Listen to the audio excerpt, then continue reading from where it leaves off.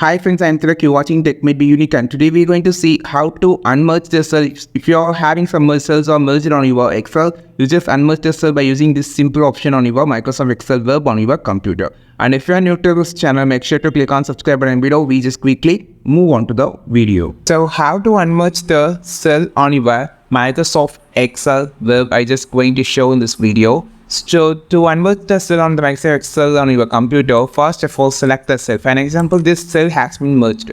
So while clicking on the cell, you can see while clicking on the cell, it will automatically, the alignment option will be turned on. You just can see the alignment option is turned on. In the merge and center, click on this arrow section and you just need to click on the unmerge the cell. Or click on the cell and just click it again, which will unmerge the cell. The same process. For an example, here I have merged a bigger space of a cell. So click on this and click on the cell again, which will be unmerged.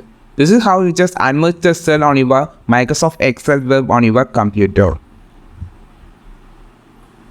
And if you have any common doubts about the Microsoft Excel web on your computer, you just comment below. I will make a video about it. And we will meet on next video with a super valuable content. This is Tilak signing off from Tech May Be Unique. Have a wonderful and also beautiful day.